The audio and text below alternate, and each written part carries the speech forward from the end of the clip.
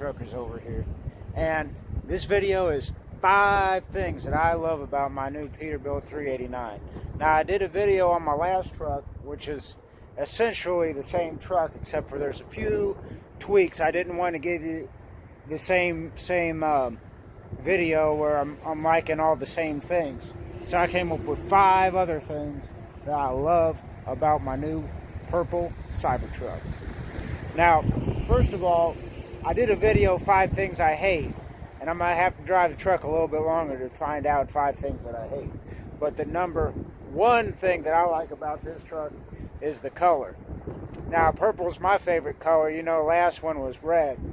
I kind of got that on a whim, but this is what I really wanted, and I was just kind of scared that it wouldn't turn out right. It would be a darker shade, and you can't go wrong with red. Obviously, my Cobra's red. Got to represent Shelby today. But yeah, I always wanted a purple truck, man, and I think the color just turned out perfectly. Got black fenders like last time, and they continued it over to here, as you can see. Really makes the hood look shorter and longer, and just really accents the truck well. Now, look at the amount of metal flake on this purple, and I really think it's a great shade, man. And the chicken lights on this one, as you can see, they're chrome when you turn them off, and when they light up, they're amber and red. But that really, I think, really makes the color pop and really accents everything. So I really like that about it too. And yeah, I just can't say enough about this color, man. I'm so glad I was able to finally get a truck this color, and I think it just turned out great, man.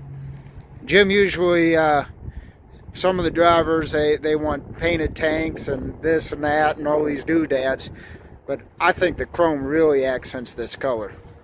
Anyway, stick around for my next one. Hang on. All right, now next thing I love about this truck, and I absolutely love this, and I'm sure, well, we already used it because ran out of batteries when they're putting on all the lights and everything. They were testing them out, but I got 2 jump posts here. And so what you do is you connect your positive jumper cable to here, you connect your ground to there, and these are brass, so they're really good conductors.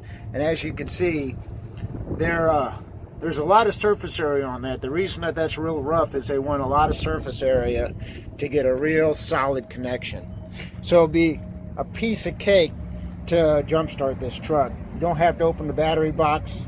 All you have to do is just open up the hood, hit the jumper cables right there, bam, and that will give you a real good connection, even probably better connection than the batteries too. Unfortunately, you still got the PACCAR motor, but good news is, though, this one hasn't blown up with 700 miles. I got over 700 miles on it now, got about 4,000, and it hasn't blown up yet, so it's doing better than my last one. Anyway, stay tuned for the next one. Alright, now the next one I'm going to bundle 2 into 1, and those are these 2 switches. First of all is this switch, sorry I spoiled it, it's a fuel heater. So I have heated fuel lines, heated fuel filter, and heated tanks. So all I do is just flip that switch, and that all the fuel lines get up to a couple 100 degrees, and I've seen that melt frozen fuel. I've seen the fuel filter where it's completely frozen inside there, and it'll melt it within a couple minutes. But another thing is, you're asking yourself, what's this switch right here? Well, if I take the switch cover, this one's pointing this one's got an arrow pointing this way. Up here's got an arrow pointing this way.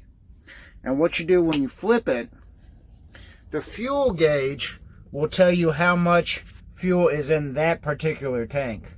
And as I mentioned in another video, I hope you guys watched it, you could really know exactly how much fuel is in each tank.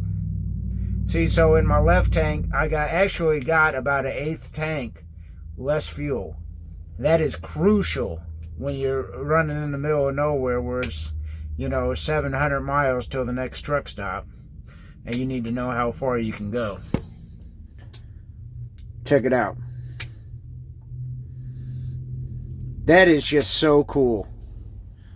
Now, another one, and this is probably the biggest thing for me because it was one of my biggest gripes in my last video, was the radio. No more touchscreen, as you guys saw in the one of my other videos. I got full gauge package. Got so many gauges here. I'll tell you what all they do in a future video.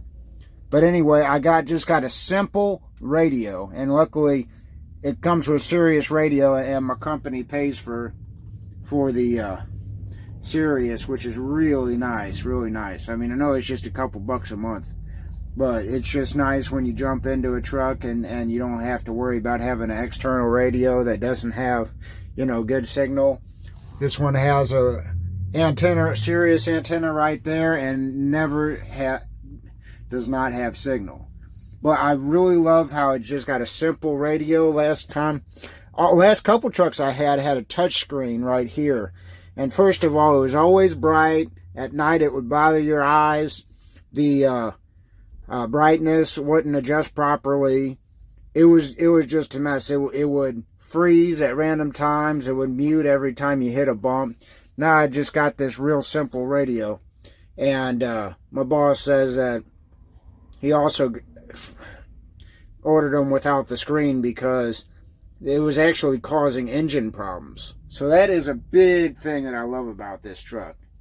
And the last thing, now I don't, you know, Jim puts quite a bit of doodads on these trucks and equips them very nicely.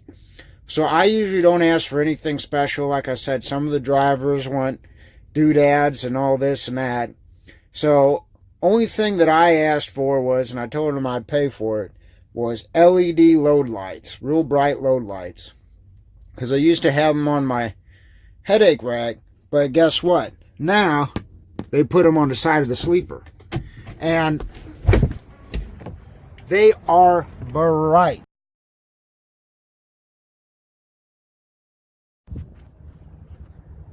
That's why I'm wearing shorts. It's beautiful here in Texas, but man, I wish you could see how bright they are at night. I'm going to show you a couple pictures, but I wish you could see in real time. I mean, they're brighter than my headlights are, and it's just real nice when you're taking a turn on 2-lane in the middle of nowhere. You flip those lights on, no one behind you, and you can see exactly where your trailer is tracking. And man, let me tell you, that is a lifesaver. Like I said, there's the LED lights right there. You can kind of see how bright they are. And I love how they're on the side of the sleeper. Usually they're on the headache rack, and you can't see behind you, especially when you got a kind of stover like this. Hopefully I won't have one for that long. But when they have them on the headache rack, a lot of times they'll vibrate a lot more, and they'll get bad grounds, and they'll get chafed and everything. Got them on the side of the sleeper. That's a great touch. I love that. I'm really glad about that. And like I said, check out these chicken lights here that I was telling you about. They look really nice at night. But anyway, yeah, so that's 5 things that I love about my Peterbilt 389. I'm enjoying this Texas weather. Hopefully I get a load soon. And I hope you guys enjoy checking out my truck. Have a good day. It's Just for Truckers.